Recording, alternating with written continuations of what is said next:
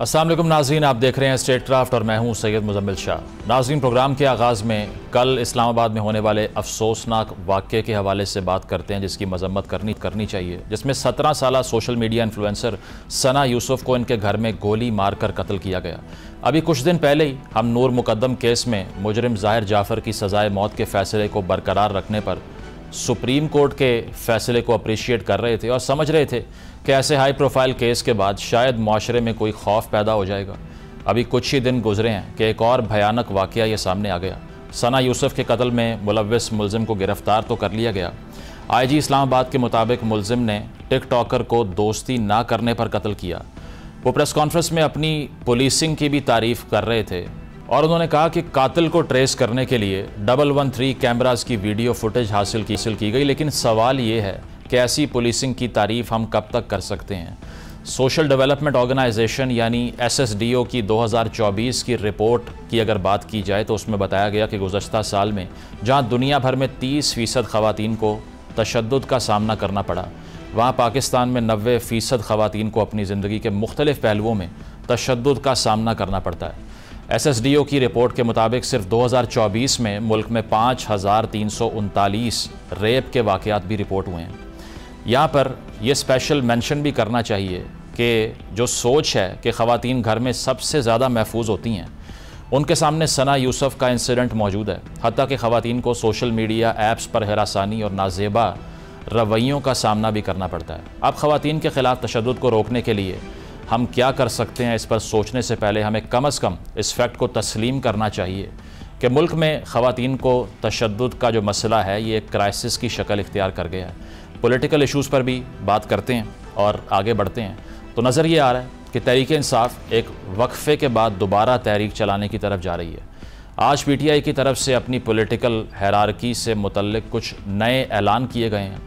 Barrister गौर ने सहाफ़ियों को बताया कि बानी तहरीक इंसाफ को पैटर्न इन चीफ बना दिया गया, जबकि एहतजाज के दौरान इमरान खान की नुमाइंदगी उमर अयूब और सलमान अकरम राजा करेंगे, जबकि अली अमीन गंडापुर खैबर पख्तूनख्वा गवर्नेंस के मामलात पर फोकस करेंगे। इससे पहले बैरिस्टर अली ज़फ़र ने भी ये बताया है कि खान साहब ने उन्हें ज़िम्मेदारी दी कि वो तहरीक इंसाफ के लिए प्लानिंग बना कर दें।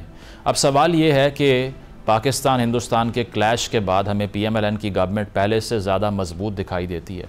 ऐसे में PTI कैसे तहरीक चला पाएगी और खान साहब को पैटर्न इन चीफ बनाए जाने से तहरीक इंसाफ को क्या फ़ायदा होगा, क्योंकि खान साहब की पार्टी तक रसाई का इख्तियार तो हुकूमत के पास ही है। और ऐसे में प्रॉपर कम्युनिकेशन ना होने से खान साहब की हिदायत किसी तरह किसी भी तहरीक के लिए फ़ायदेमंद हो सकती हैं।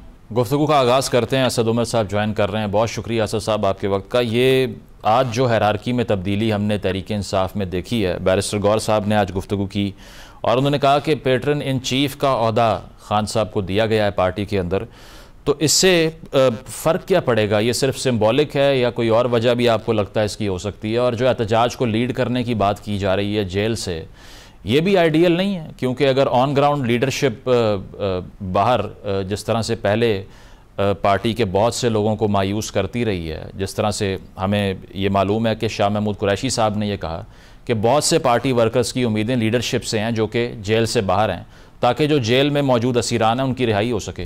तो बर्डन तो सारा वहीं पर रहेगा, चाहे आप जेल से लीड करें ना करें। जी, वो लीडरशिप का तो शायद इसलिए लगता है कि थोड़ा सा वो आगे पीछे हो गया था। पहले जुनैद अकबर के पास जिम्मेदारी थी, फिर अली अमीन के पास चली गई जिम्मेदारी। अब वो जिम्मेदारी जो है उमर अयूब और वो कह रहे हैं सलमान अकरम राजा जॉइंटली शेयर करेंगे। तो उसके लिए एक सिंबॉलिकली ये कि इमरान खान साहब खुद ही लीड करें। ओहदे का मुझे नहीं, सच्ची बात है मेरे तो समझ में नहीं आई। इमरान खान को कोई ओहदे की जरूरत नहीं है। अच्छा, सबको पता है पार्टी के लीडर वो हैं, उनके पास कोई ओहदा हो या ना हो। तो ये ओहदा देने की वजह जो है कोई ना कोई वजह जरूर होगी, लेकिन मुझे वाज़ेह तौर पे वो कुछ नजर नहीं आती। मतलब अब PTI के इकदाम आपको भी समझ नहीं आ रहे? नहीं, कोई, मैं ये कह रहा हूँ कि अंदरूनी कोई वजह होगी तो वो बताएंगे, लीडरशिप भी बता सकती है क्यों करेंगे, क्योंकि एक ऐसी चीज नहीं है जिसको देखने से मंतकी कोई चीज नजर आए। इमरान खान साहब को पैटर्न इन चीफ कहने से इमरान खान ज्यादा ताकतवर तो नहीं हो जाते। बिल्कुल, ये जो हमने देखा आर्मी चीफ के लिए फील्ड मार्शल का टाइटल जो गवर्नमेंट ने दिया उनको, इस पे पार्टी के जो करंट चेयरमैन है बैरिस्टर गौर साहब वो कंग्रेचुलेट करते हैं, एक्स चेयरमैन खान साहब तनकीद करते हैं। ये तो मुझे वही लग रहा है जो किसी दौर में नून लीग की 2 pronged स्ट्रेटजी थी कि चौधरी निसार साहब और शहबाज शरीफ साहब का जो ग्रुप था, जो फैक्शन था, वो सॉफ्ट गुफ्तगू करेगा और वो साथ साथ मुज़ाकराती अमल को आगे बढ़ाएगा और नवाज़ शरीफ साहब रेडिकल गुफ्तगू करेंगे। तो ये उसी प्ले बुक से लिया है या कन्फ्यूजन है ये? नहीं, देखिए नून लीग में एक बहुत बड़ा एक फर्क है, और वो ये है कि वहां पे दोनों जो कैंप्स थे, उन दोनों कैंप्स को लीड करने वाला खानदान ही था। मुज़ाहमती ग्रुप जो है उसको नवाज शरीफ मरियम लीड कर रहे थे, और मुफाहमती ग्रुप जो है उसको शहबाज शरीफ लीड कर रहे थे, और आपस में कोई ट्रस्ट का, एतमाद का कोई फुकदान नहीं है। वो एक ही साथ काम करते हैं, और जो बज़ाहिर जो बिल्कुल मुख्तलिफ आपको स्ट्रैटेजी नजर आती है वो भी एक ही खानदान की स्ट्रैटेजी है, और ये फैसला किया गया कि किसने क्या रोल अदा करना है। तहरीक इंसाफ में ऐसा नहीं है। तहरीक इंसाफ के अंदर जो है बैरिस्टर गौहर और इमरान खान का रिश्ता जो है वो निस्बतन एक नया रिश्ता है। तो यहाँ पे मैं जाहिर है मैं तज़िया कर सकता हूँ, मेरे ख्याल में ऐसा नहीं है कि बाकायदा तौर पे कोई फैसला किया गया है कि मुफाहमत को लीड करेंगे बैरिस्टर गौहर और मुज़ाहमत को लीड करेंगे इमरान। लेकिन असद साहब, ये बेशक आपने कहा कि ख़ानदानी पॉलिटिक्स है, जो कि अग्री भी करना चाहिए, इसमें कोई दो राय नहीं है, PMLN की अगर बात हो, but they still continue to remain in power since the mid-80s। तो जो अफेक्टिवनेस है, मतलब वो तो बरकरार है, अभी तक पंजाब उनके पास है, सेंटर उनके पास है। तो अगर वो इस तरह की स्ट्रैटेजी अप्लाई कर रहे हैं इस सियासी मैदान में पाकिस्तान के, जिसमें आपको लगता है कि मरूसियत है, तो फिर पावर से बाहर तो नहीं निकाल पा रहा उनको कोई अब तक? देखिए, दो मुख्तलिफ चीज़ें। एक तो ये पूरे जनूबी एशिया की सियासत का एक तरीक़ाकार रहा है। ये कोई पहली दफ़ा को मुस्लिम लीग नून ने नहीं किया। श्रीलंका में भी ऐसा ही, बांग्लादेश में भी ऐसा ही है। भारत में जहाँ पे सबसे पुरानी जो पार्टी है वो तकरीबन 150 साल पुरानी पार्टी हो गई कांग्रेस, और वहाँ पे अभी भी एक खानदान जो है उसको लीड कर रहा है। पीपल्स पार्टी की भी सूरत हाल है, जमीयत उलमा इस्लाम की भी सूरत हाल है, ANP की भी सूरत हाल है। तो उमूमी तौर पे जनूबी एशिया के अंदर सियासत होती ही ऐसी है। लेकिन जहां तक आपने कहा कि अगर मेरा ये मेयार है कि मैं इक़्तिदार में आ गया हूं और इक़्तिदार में संभाला हुआ है, तो ये तो सियासत का कोई मकसद नहीं होना चाहिए ना। अगर यही मकसद है तो बड़े अफसोसनाक मकसद ये तो आइडियल बात है ना, रियलिस्टिक बात, मैकियावेलियन बात तो यही है ना कि पावर चाहिए पॉलिटिशियन। नहीं, आप सियासत किसी वजह से करते हैं ना, किसी मकसद से करते हैं। वो मकसद जो है आपको पसंद आ सकता है, ना पसंद आ सकता है। जिस तरह मसलन मैं अगर आपको मिसाल दूं भारतीय जनता पार्टी की, नरेंद्र मोदी की, हमें तो नहीं वो पसंद है ना कि जिस नजरिए के तहत वो सियासत करते हैं, लेकिन कोई नजरिया जिसके लिए वो सियासत कर रहे हैं। जब मैं ये कहता हूं कि किसी मकसद से सियासत की जाए, जरूरी नहीं है कि कोई अच्छा इंसान ही या अच्छी नजरिए की सोच के ऊपर ही की जाए। लेकिन अगर सियासत का कोई नजरिया ही नहीं है और सिर्फ नजरिया ये है कि किसी न किसी तरीके से मैं इक़्तिदार में हूं, तो फिर तो ये सियासत ना हुई, और ऐसी सियासत ना करें तो बेहतर है। बिल्कुल। तो मुस्लिम लीग नून की और अच्छाइयां बुराइयां कोई हो सकती हैं, लेकिन उसको परखने का मेयार ये नहीं हो सकता कि वो हुकूमत में है या नहीं है। और इसके अलावा देखिए ना, नज़रिया जहाँ तक अब PTI की बात है, अब उसमें भी मुख्तलिफ़ किस्म की वॉइसेस जो हैं वो एग्जिस्ट करती हैं। अभी नियाज़ुल्लाह नियाज़ी साहब ने कहा कि अगर हम एहतजाज की कॉल देंगे पूरा मुल्क बाहर आ जाएगा, और इसके साथ साथ जो है वो पार्टी के दीगर लोग क्या कह रहे हैं, वो ये कह रहे हैं कि हम एहतजाज करेंगे। और मुफाहमत की बातें भी शिबली फराज साहब ने कर दी कि कोई संजीदगी से बात करना चाहे तो हम बात करने के लिए भी तैयार हैं। तो क्लैरिटी तो यहाँ भी नहीं है, डायरेक्शन तो यहाँ भी मालूम नहीं है, जाना कहाँ है, करना क्या है। अच्छा, नहीं, इसमें तो दोनों में कोई इख्तलाफ नहीं है। आपको मेरी राय के अंदर मामला जो आपने हल करने हैं वो मुज़ाकरात के जरिए ही करने हैं। कोई आप इनकलाब लाना नहीं चाहते, कोई खूनी इनकलाब नहीं लाना चाहते। आप एक जमहूरी सियासत कर रहे हैं, और उस जमहूरी सियासत के अंदर तो रास्ता इसी से निकलेगा कि कोई ना कोई मुज़ाकरात होंगी, जिसके बाद मामला तय होंगे। लेकिन अगर वो मुज़ाकरात आपको मिल नहीं रहे हैं, संजीदा कोई नहीं है आपसे मुज़ाकरात करने के लिए, तो जिसको कहते हैं ना टेबल पे जगह बनाने के लिए फिर को दबाव डालना पड़ता है, और उस दबाव के अंदर मुज़ाहमत करनी पड़ती है। तो दोनों में अगर ये भी बात की जा रही है कि तहरीक चलाई जाए, और ये भी बात की जा रही है कि अगर संजीदा हो तो बात करने को तैयार हैं, तो मेरे ख्याल में इन दोनों का आपस में कोई ऐसा टकराव नहीं है। बल्कि मेरे ख्याल में तो होना ही ऐसा चाहिए। मेरे ख्याल में एहतजाज तो पहले भी बड़े ताकतवर एहतजाज हो चुके हैं। लेकिन असद साहब ये जो प्रेशर आप एक्सर्ट करने की बात कर रहे हैं, ये अब हो भी सकता है या नहीं? सलमान राजा साहब ने भी कहा था कि मैं लाहौर में निकला, सब ने कहा था कि वो बाहर आएंगे लेकिन कारकुनान नज़र नहीं आए। पंजाब से मोबिलाइजेशन होना ही ख़त्म हो गई है। 26 नवंबर की मिसाल देख लें, 90% क्राउड जो था वो पख्तूनख्वा का था। तो इस बार पार्टी कॉन्फिडेंस कैसे शो करे फिर?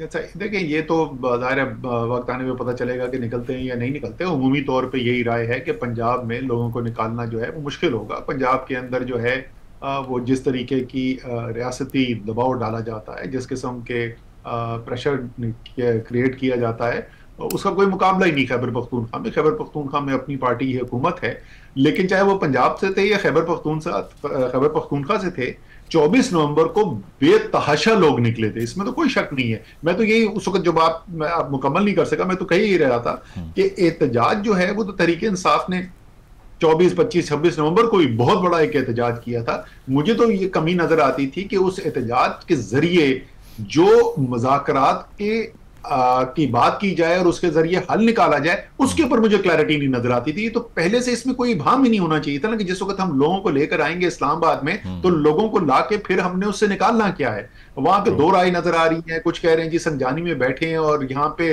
मुज़ाकरात किए जाएं यहाँ पे बैठ के, कुछ कह रहे हैं नहीं अभी फौरी तौर पे डी चौक जा लें, कोई मुज़ाकरात नहीं करने। ये इबाम होना नहीं चाहिए था। जिस वक्त तक इस्लामाबाद पहुंचे थे तो बिल्कुल वाज़ेह हिकमत अमली होनी चाहिए थी। तो लोग तो कम से कम खैबर पख्तूनख्वा से मेरे ख्याल में दोबारा लोग निकल आएंगे, लेकिन सवाल यही होगा कि जब उनको इस्लामाबाद आप पहुंचा देंगे उसके बाद करना क्या है। लेकिन जिन लोगों ने ये खबरें सुनी पिछली मरतबा भी कि कारकुनान शेलिंग फेस कर रहे हैं, गंडापुर साहब मीटिंग कर रहे हैं, वो तो उनका तो मोराल फिर डाउन हो गया होगा उसके बाद। मैं आपसे वही तो अर्ज कर रहा हूं ना कि ये हमें कोई वाज़ेह हिकमत अमली नहीं नजर आई कि वहां पे इस्लामाबाद में पहुंच के करना क्या है। और जैसे बाद में पार्टी की स्टेटमेंट्स भी आई कि नहीं जी इमरान खान साहब ने तो इस बात से इत्तेफाक कर लिया था कि संजानी जो है वहां पे रुका जाए और कुछ दिन तक रुका जाए, और साथ साथ उधर जब लोग आपके जमा हो तो मुज़ाकरात की जाए। तो अगर ये हो गया था तो फिर आखिरी वक्त के ऊपर इबाम क्यों है, वो नहीं होना चाहिए था। तो बॉटम लाइन ये है कि आपको आखिरकार किसी न किसी मुज़ाकरात के जरिए हल निकालना चाहिए। मैं बार बार एक ही चीज की बात करता हूं कि मैंने तो तरीके इंसाफ से कभी नहीं सुना कि वो अवाम आएगी लाखों की तादाद में इस्लामाबाद डी चौक जाएंगे और शारा दस्तूर के ऊपर पूरा जो निजाम है, इलेक्शन कमीशन है, सुप्रीम कोर्ट है, पार्लियामान है, प्रेसिडेंट प्राइम मिनिस्टर हाउस है, वो सबके ऊपर कब्जा करके पूरे निजाम को लौट देंगे। मैंने तो कभी नहीं सुना उनसे ये। तो अगर ये नहीं होगा तो लाखों लोग आ भी जाएंगे, तो फिर तो मुज़ाकरात के जरिए फैसले होंगे ना। बिल्कुल। असद साहब, ये आप अग्री करते हैं कि जो इंडिया पाकिस्तान का कॉन्फ्लिक्ट अभी ख़त्म हुआ है, इसके बाद में जो पाकिस्तान ने मिलिटरली प्रिवेल किया है इस कॉन्फ्लिक्ट में, उससे गवर्नमेंट तो बहुत कॉन्फिडेंट फील कर रही है। टर्की का दौरा हुआ, आज़रबाईजान का हुआ, अपने दूसरे पार्टनर से मुलाकातें की गईं, और इसके साथ साथ पाकिस्तान की मिलिट्री सक्सेस को इंटरनेशनल प्रेस ने एक्नॉलेज कर लिया। तो नवाज शरीफ साहब का आज का स्टेटमेंट है कि अब इस बात की खुशी है कि हम दोबारा से आगे बढ़ रहे हैं और टेक ऑफ कर रहे हैं। तो इस पावरफुल पोजीशन पे जो आ चुकी है हुकूमत, इस सारे कॉन्फ्लिक्ट में कोलैटरल डैमेज पीटीआई का नहीं हो गया और उनके बयानिए का? अच्छा, इसको जरा सी इस मामले में तफरीक कर ले। इसमें कोई शक नहीं है कि अस्करी तौर के ऊपर एक बहुत बड़ी कामयाबी हासिल हुई, दुनिया के अंदर उसके ऊपर बात की गई, भारत के अंदर शदीद तनकीद हो रही है कि भारत को जैसे अस्करी मामले के अंदर जो है नुकसान उठाना पड़ा। जिस तरीके से पाकिस्तान का बयानिया जो है वो सारी दुनिया के अंदर प्रिवेल किया, उसमें तो कोई शक नहीं है। लेकिन इसका हुकूमत से लेना देना क्या? हुकूमत तो नहीं वहां पे जाके जहाज गिरा रही थी, राफेल गिरा रही थी। हुकूमत तो नहीं ऑपरेशन लॉन्च करके। असद साहब, असूलन तो जो फौज है वो गवर्नमेंट का मतलब उससे जुदा तो नहीं है, constitutionally other than the government. बेहतरीन थियरी आपने बताई, बेहतरीन थियरी आपने बताई। मैं भी शहबाज शरीफ साहब को बता दूंगा। खैर, मैं आपको एक बात बता सकता हूं कि एक शख्स जिसको कोई भान नहीं है कि असल में ताकत कौन सी है, वो शहबाज शरीफ है। वो बिल्कुल क्लियर है इस मामले में, आप और मैं हो या ना हो। तो मेरा सवाल यह कि इससे हुकूमत नहीं ताकतवर हुई, कोई सियासी फतेह नहीं हुई है।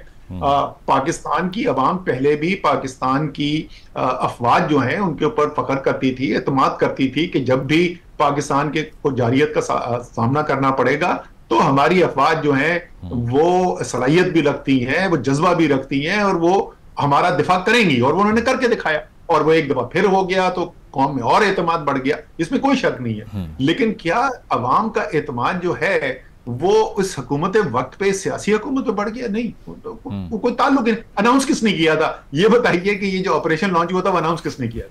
उसी से आपको पता चल जाएगा। नहीं, उसमें देखें ना, पॉलिटिकल कैपिटल तो फिर क्लेम कर रही है हुकूमत। अभी समड़ियाल का इलेक्शन हुआ, वहां पर भी पीएमएलएन जीत गई। मरियम साहिबा ने कहा कि फसाद फैलाने वाले हार गए, डेवलपमेंट करने वाले जीत गए।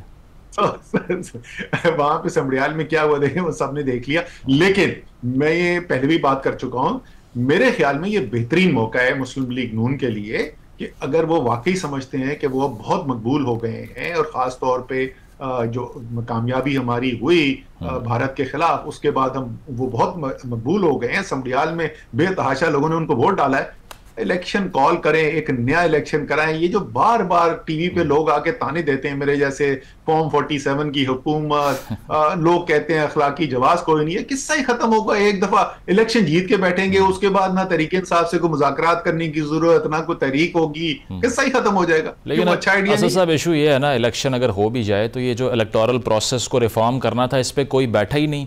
अभी पिछली इरेगुलरिटीज ठीक नहीं की, अगले इलेक्शन में चले भी गए तो वही इल्जाम तराशी होती रहेगी। कौन सी रेगुलरिटी भाई? वो तो कह रहे हैं बेहतरीन इलेक्शन हुआ 2024 का, साफ शफाफ, जिससे वो इलेक्शन जीत के आए। कौन सी रेगुलरिटी की आप बात कर रहे हैं? बट जो टीओआरस हैं वो अब भी डिसाइडेड नहीं है वैसे, क्योंकि ब्यूरोक्रेसी अगर बैठ के करा रही है आरओस। ये 30 साल से हम सुन रहे हैं। मैं उस तहरीक इंसाफ की टीम का हिस्सा था जो सुप्रीम कोर्ट के कहने के ऊपर जो मुज़ाकरात किए गए, उसके बाद जो है मुस्लिम लीग नून और तहरीक इंसाफ का मुआहदा हुआ, उसमें 40-45 शक थी। हम इस सबसे गुजर चुके हैं। उसके बाद इलेक्टोरल रिफॉर्म बिल भी पास हुआ था, और क्या हुआ उसके बाद 8 फरवरी 2024 हो गया। सही, ठीक है। तो आपको लगता है कि अब अगर गवर्नमेंट इतनी पॉपुलर है तो इलेक्शन करा के जो है वो दूध का दूध पानी का पानी कर दे? ठीक, और क्या दूध का दूध, ये खामखा में ये तहरीक इंसाफ वाले जो हैं वैसे ही आपके खिलाफ इल्जाम तराशी करते, मुंह बंद कर। पॉइंट टेकन, बहुत शुक्रिया। असद उमर साहब हमारे साथ मौजूद थे। एक ब्रेक शामिल करते हैं, के बाद वापस आएंगे। Stay with us.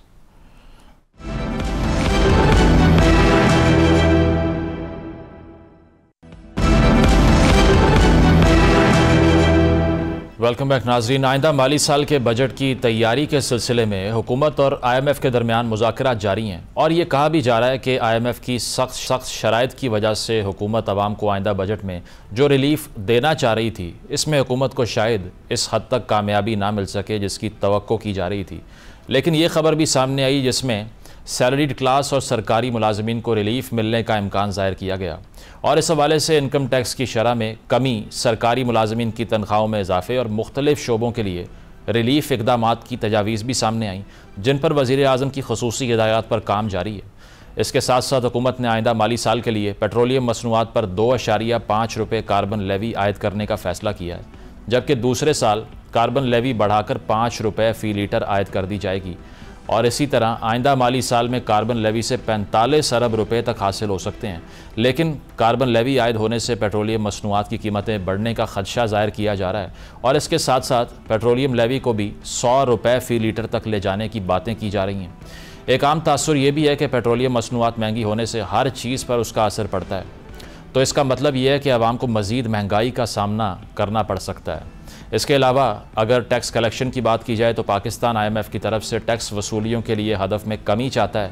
FBI ज़राए ने यह बताया है कि IMF ने 14,300 अरब रुपए टैक्स वसूलियों का हदफ मुकर्रर करने का कह दिया है।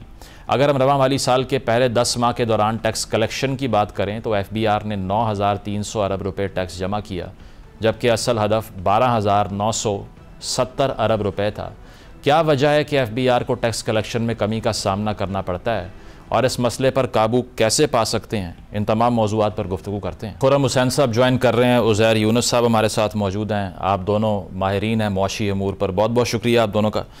खुर्रम साहब, आपसे आगाज़ करना चाहूँगा। सबसे पहले तो जो IMF से डिस्कशंस चल रही हैं, एक पाकिस्तान की सैलरी क्लास को ख़बर कन्वे की गई थी कि इस बार रिलीफ होगा आपके लिए, लेकिन ये प्रैक्टिकली पॉसिबल है? क्योंकि अगर IMF इतने बड़े रिलीफ पे एग्री ही नहीं करता तो जो इनकम टैक्स की शरह में कमी की बात हो रही थी या सरकारी मुलाजमीन की जो तनख्वाहें हैं उसमें इजाफे की बात हो रही थी, ये तजावीज़ आपको क्या लगता है IMF के लिए एक्सेप्टेबल होंगी? देखिए, मुज़म्मिल करना तो पड़ेगा गवर्नमेंट को ये, क्योंकि जिस हद तक टैक्स का बोझ सिर्फ सैलरी क्लास नहीं लेकिन ऑल्सो जो फॉर्मल सेक्टर की बिजनेसेस हैं उनके ऊपर जिस हद तक बढ़ चुका है, ये सस्टेनेबल नहीं है ये चीज़। तो 1 साल के लिए तो उन्होंने लगा दिया था ये टैक्स, और अंडरनीथ यानी कि क्वाइटली हम लोगों को ये बताया करते थे गवर्नमेंट वाले कि देखो 1 साल की बात है, मईशत एक दफ़ा स्टेबलाइज हो जाए तो उसके बाद इन चीज़ों को हम लोग फिर रैशनलाइज कर देंगे आगे जाके। अब वो वक्त आ गया, क्योंकि एक वक्त से हमें एक मुंह से हमें बताया भी ये जा रहा है कि स्टेबलाइजेशन हो चुकी है। तो अब इनको करना तो पड़ेगा, लेकिन आपका सवाल फिर यही खड़ा हो जाता है कि अब अगर रिलीफ सैलरीड क्लास को दी जाएगी तो उसके लिए रिसोर्सेज कहीं ना कहीं से तो और उनको लानी पड़ेंगी। अब ये उनका काम है कि कोई और तगड़ा किस्म का रेवेन्यू प्लान लेके आए जिसके तहत समझ आए कि ठीक है सैलरीड वालों को हम रिलीफ दे देते हैं, लेकिन लेट्स से रिटेलर्स या एग्रीकल्चर सेक्टर जिसके लिए लेजिस्लेशन भी पास हो चुकी है, या real estate sector, property developers, उनके ऊपर टैक्स लगा के या प्रोफेशनल्स के ऊपर लगा के वहां से हम पूरा करेंगे इसको, वो तो उनके ऊपर है करना, लेकिन यहाँ करना तो पड़ेगा। देयर इज नो, इसमें कोई दो राय नहीं है कि सैलरी क्लासेस, एंड मैं साथ साथ ऐड कर दूंगा जो रजिस्टर्ड बिजनेसेस हैं उनके ऊपर जो टैक्स बर्डन है ये सस्टेनेबल नहीं है, इसको लेके 1 साल और चलना पॉसिबल नहीं होगा गवर्नमेंट के लिए। अच्छा, ये सस्टेनेबल नहीं लगता, so something has to be done about it. Uzair, ये टैक्स कलेक्शन का जो प्रॉब्लम है ये क्यों पाकिस्तान इससे जान नहीं छुड़ा पाता? अब अगर IMF की तरफ से कहा जा रहा है कि 14,300 अरब रुपए का हदफ जो है मुकर्रर कर दें, पाकिस्तान ये चाहता है कि ये टारगेट कम हो जाए। उसकी वजह यह है कि अगर इस फाइनेंशियल ईयर की बात करें 10 महीने की, जुलाई से अप्रैल तक की, तो तकरीबन 833 अरब रुपए का शॉर्टफॉल है टैक्स कलेक्शन में। ये प्रॉब्लम कैसे हल हो सकती है? देखिए, इसके अंदर जो मेन इशू हिस्टोरिकली रहा है वो ये कि वेस्टेड इंटरेस्ट ग्रुप्स हैं, बिलखुसूस रिटेल, एग्रीकल्चर और रियल एस्टेट साइड पे, जो कि अपना हिस्सा नहीं डालना चाहते इस मुल्क की तरक्की में, इस मुल्क के खुशहाली में। अब सवाल जो है वो ये होना चाहिए पाकिस्तान में कि अगर भारत की जंग के अंदर पाकिस्तान के दिफा के लिए जो दिफा किया गया, उसका दिफा formal business, salary class, real estate और रिटेलर का बराबर दिफा होता है। तो अगर दिफा बराबर होता है और उस दिफा की रिसोर्सेज जो हैं वो सिर्फ 1 या 2 तबकात दें, तो ये नामुनासिब बात है और ज़रूरी है। मैं खुर्रम से इत्तेफाक करता हूँ कि सैलरी क्लास और फॉर्मल बिजनेस को रिलीफ दिया जाए, और वो तबकात जो हिस्टोरिकली रेजिस्ट करते आए हैं उन्हें कहा जाए कि अगर आपका भी दिफा बराबरी के तौर पे होना है तो आपने भी पैसे पूरे देने पड़ेंगे मुल्क की तरक्की, मुल्क की खुशहाली और मुल्क के दिफा के लिए। और ये कॉन्वर्जेशन हुकूमत का काम है कि उसे आगे बढ़ाए, और ये जो वेस्टेड इंटरेस्ट ग्रुप्स जो दिहाइयों से अपना हिस्सा नहीं देते उनसे टैक्स कलेक्ट करे। नहीं, उसमें उज़ैर अगर कॉन्फ्लिक्ट ऑफ इंटरेस्ट ही इतना आ जाए कि बहुत से स्टेक होल्डर्स आपके पार्लियामान में बैठे हुए हैं, तो ये फिर ये आइडियल डिबेट नहीं है, पॉसिबल है सर? बिल्कुल पॉसिबल है। अगेन किसी ना किसी ने तो पहल करनी होगी ना, कि अगेन आपका कुछ हफ्तों पहले आपको एक रियलिटी चेक मिला कि आपको ईस्ट से थ्रेट कितना बड़ा है। तो अगर वो रियलिटी चेक है और अगर आप सेलिब्रेशंस के मूड से आगे हटके आगे की प्लानिंग करें, तो ये डिबेट तो होना चाहिए ना कि पाकिस्तान की मईशत, पाकिस्तान का दिफा और पाकिस्तान के आने वाली नस्लों का फ्यूचर जो है वो क्या सैलरी क्लास और फॉर्मल बिजनेस ही उठाता रहेगा, या वो लोग जो कि दिहाइयों से अमीर हुए हैं रिलीफ ले लेकर, क्या वक्त आ गया है कि उनके ऊपर भी इक्विटेबल टैक्स जो है वो डाला जाए और बराबरी के तौर पे तमाम पाकिस्तान के शहरी, तमाम बिजनेसेस, तमाम स्टेक होल्डर्स अपना हिस्सा डालें टैक्स कलेक्शन में। मतलब ये इनेविटेबल है। खुर्रम जो बात कर रहे हैं उज़ैर भी, इस पर अब ये भी कहा जा रहा है IMF की तरफ से कि एग्रीकल्चरल सेक्टर को टैक्स करें, जैसे खाद है या मशीनरी है। हम तो पहले ये देखते हैं कि जो किसान इत्तेहाद है वो साल में 6 महीने तो एहतजाज कर रहा होता है, तो अगर ये बात भी मान ली पाकिस्तान ने तो फिर कैओस नहीं होगा क्या? ये मुज़म्मिल आप मुझसे जी खुर्रम आपसे। देखिए, एहतजाज तो सब कर रहे होते हैं, आई डोंट थिंक इस पे हम लोग सिर्फ चल सकते हैं। और रोना धोना हर माशरे में, हमारे माशरे में हर सेक्टर का है। किसान लाजिम रो रहा है, अपनी उनके मसले मसाइल हैं, रिटेलर्स के पास चाहे उनका अपना रोना धोना होता है कि हम कहाँ से टैक्स लाएं, हमारे तो हम तो वैसे ही फिस चुके हैं, ख़त्म हो चुके हैं। कहीं पे भी अब आप जाएंगे ना, इनफॉर्मल सेक्टर में जो ऑपरेटर्स हैं, जो स्मॉल एंड मीडियम एंटरप्राइजेज, उनका भी, लेकिन कंट्रीब्यूशन तो फिर भी देनी है सब ने, और स्टेट का काम है कि अब इसको कलेक्ट करें, और वो तो उन्होंने कमिट भी किया हुआ है, उसके लिए लेजिस्लेशन भी पास कर दी है जनवरी में। जो फिर अब ये सारी लेजिस्लेशन पास की गई थी एग्रीकल्चर इनकम टैक्स कलेक्ट करने की, ये फिर क्या था सब? कोई नियत अगर नहीं थी कलेक्ट करने की तो फिर ये लेजिस्लेशन क्यों पास की गई? तो जाहिर बात है कि अब करना पड़ेगा ना कहीं से, तो ये बोझ जो है इसको स्प्रेड आउट करना है। सिर्फ दो अभी जो पिलर्स हैं जिन्होंने उठाया हुआ है इस मुल्क के अखराजात का बोझ, सैलरी क्लास हो या वो रजिस्टर्ड बिजनेसेस हो, सारी उम्र इस तरह तो नहीं चल सकते हम लोग। तो जो मर्जी अब वो कहें एग्रीकल्चर सेक्टर में, द प्रॉब्लम इज कि वहां पे एडमिनिस्ट्रेड प्राइसिंग के थ्रू उनको ऑलरेडी बहुत ज्यादा बेनिफिट्स मिल रहे थे, ऊपर से टैक्स भी उनका बर्डन उनके ऊपर से हटाया हुआ था। अब एडजस्ट करना होगा और समझना होगा जो लोग एग्रीकल्चर सेक्टर में इन्वॉल्व हैं कि आपको फॉर्मलाइज करना है अपनी ट्रांजैक्शंस को, और उसकी अगर कॉस्ट आती है तो आप बेशक पास ऑन करें, और कुछ हद तक उसका एक इन्फ्लेशनरी इम्पैक्ट आएगा एग्रीकल्चर प्रोडक्ट्स में, खासतौर पे फूड इन्फ्लेशन में। वो फिर जिन लोगों ने पे करना है उनको बर्दाश्त करना पड़ेगा। This pain has to happen, it has to travel through the line, और उसके साथ साथ ही फिर जो ट्रांसफॉर्मेशन आनी है हमारी इकोनॉमी में उसके बगैर फिर हमारा चारा नहीं है ना, वरना तुम लोग इसी तरह चलते रहेंगे जैसे पिछले कोई 7 दहाइयों से चलते हैं। और खुरम जो टैक्स कलेक्शन का शॉर्टफॉल है, मतलब उसमें आपको क्या लगता है, आपकी रीजनिंग क्या है कि रिफॉर्म इसलिए नहीं होती कि कन्विक्शन नहीं है, या फिर स्टेट या गवर्नमेंट जो है वो डील नहीं कर सकती इन बड़े बड़े इंटरेस्ट ग्रुप्स के साथ जो कि टैक्स डिवेड करते हैं या टैक्स चोरी कर रहे हैं? It's a mixture of both Muzammil. और एक तीसरा इंग्रेडिएंट भी है कि इसकी इतनी समझ नहीं है, अवेयरनेस भी पॉलिसी मेकर्स के तबके में इतनी ज्यादा नहीं है इस चीज की कि हमारे जितने पार्लियामेंटेरियंस हैं जो पार्लियामेंट में बैठ के खड़े होकर तकरीरें कर रहे होते हैं, आई डोंट थिंक उनको पूरी तरह समझ है कि जिस बिल्डिंग में वो खड़े हैं, जो लाइटें उसमें चल रही हैं, सब कुछ के बिल जो पे किए जाते हैं ये कहाँ से आते हैं ये पैसे, और इनमें इजाफा करना कितना जरूरी है और किस तरीके से हो सकता है, इन चीजों की समझ है ही नहीं उनमें। तो आई थिंक अवेयरनेस की कमी है, आई थिंक कन्विक्शन की कमी है कि भाई अगर अवेयरनेस हो भी तो वो आए बाय शाएं करना शुरू कर देते हैं कि यार लोग शोर मचाते हैं, एहतजाज होता है, हम क्या करें। और फिर उसके साथ साथ आई थिंक कुछ हद तक उनके हाथ भी बंधे हुए होते हैं। हर जो गवर्नमेंट होती है वो अपने सर्वाइवल में ही खर्च हो चुकी होती है पहले 1-2 सालों के बाद। इस गवर्नमेंट के पास थोड़ी सी अभी जगह है काम करने के लिए, इनके पीछे एस्टैब्लिशमेंट की बैकिंग है, कोई खास ऑपोजिशन नहीं है इनके रास्ते में। तो अब ठीक है, जिस तरीके से भी उन लोगों ने अपने लिए ये पोजीशन हासिल की है, कुछ उसके साथ करके ही दिखा दें। अच्छा, क्यों ना। ठीक है, प्रोग्राम में एक ब्रेक शामिल करते हैं, ब्रेक के बाद वापस आएंगे। Stay with us.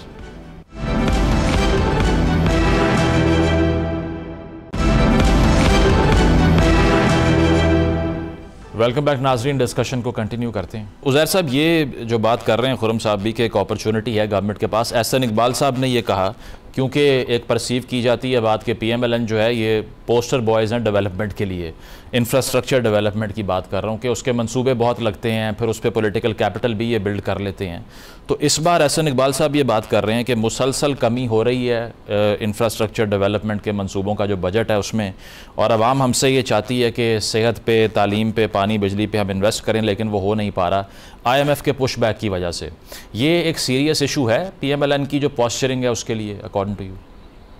एक इशू तो है ज़रूर कि वो प्रेशर जो है और उससे जो लिंक पेट्रनेज नेटवर्क है डेवलपमेंट का, उस पर अगर पैसे ना दिए जाएं तो पॉलिटिकल कैपिटल भी लॉस होता है, पेट्रनेज भी कम हो जाती है, और फिर उसका प्रेशर ज़रूर आएगा PML नून पे और बाकी जमातों पर भी, जिसमें पीपल्स पार्टी भी शामिल है। लेकिन पाकिस्तान के पॉलिसी मेकर्स को थोड़ा आगे का सोचना चाहिए कि ये जो हार्डवेयर बेस्ड इंफ्रास्ट्रक्चर डेवलपमेंट जिससे पेट्रनेज चलती है, वो इतना ज़बरदस्त काम नहीं है पाकिस्तान के लिए जितना लोग उसे समझते हैं। पाकिस्तान की और बहुत ज़्यादा ज़रूरियात हैं, चाहे वो इनोवेशन की तरफ हो, चाहे वो सॉफ्ट आर्किटेक्चर की तरफ हो, जिसके ऊपर आपने फाइबर ऑप्टिक देना है, लोगों को इंटरनेट फराहम करना है, वगैरह वगैरह।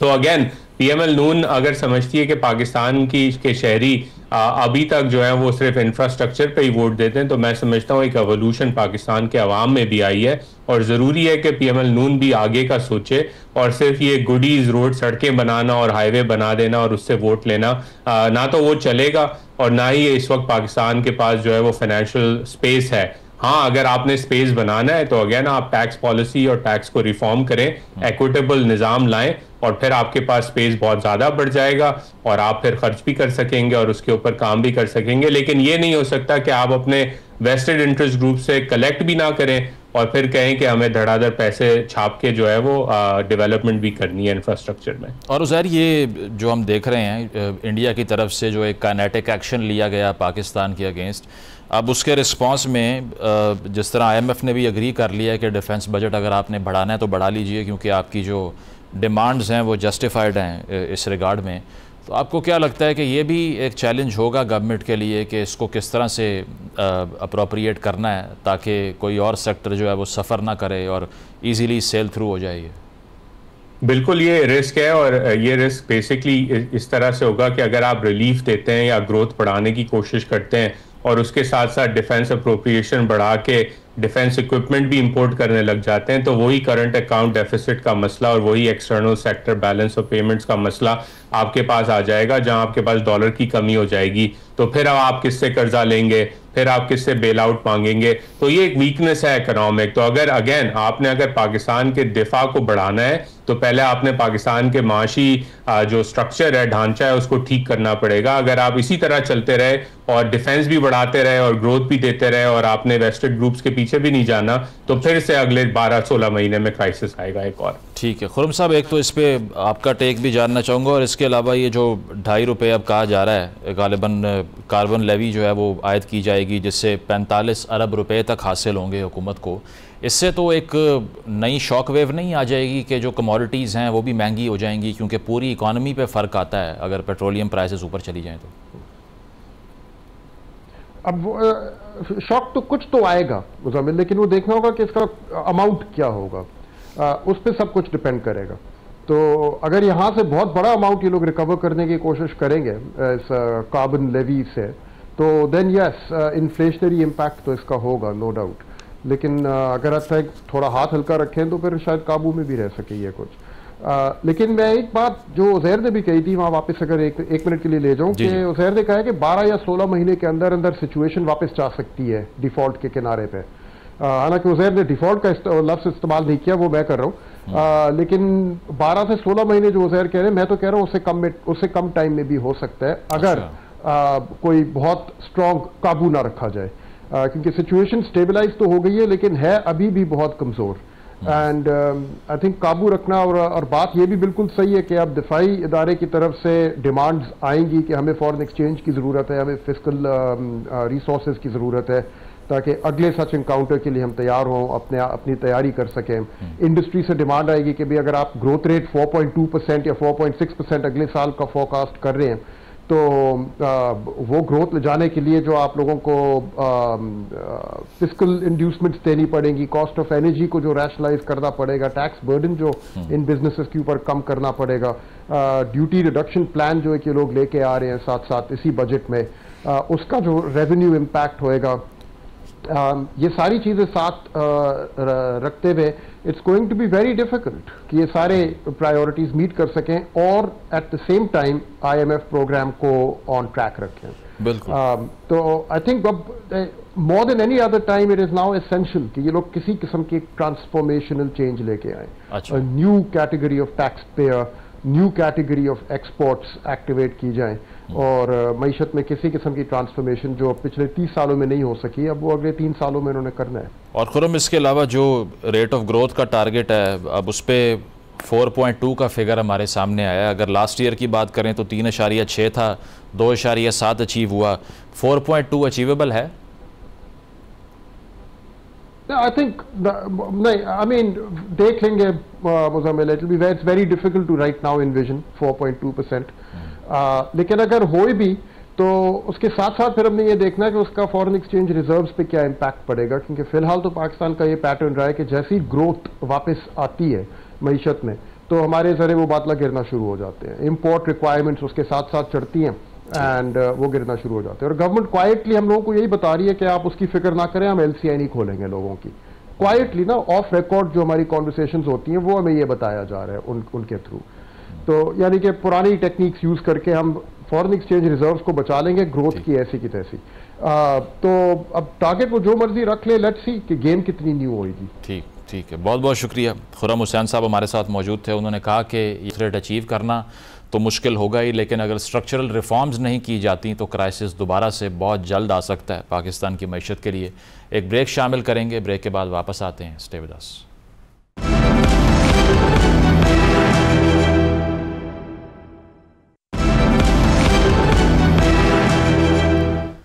नाज़रीन, प्रोग्राम आपने मुलाहिज़ा किया, फीडबैक ज़रूर दीजिएगा। इजाज़त दीजिए, अल्लाह हाफ़िज़।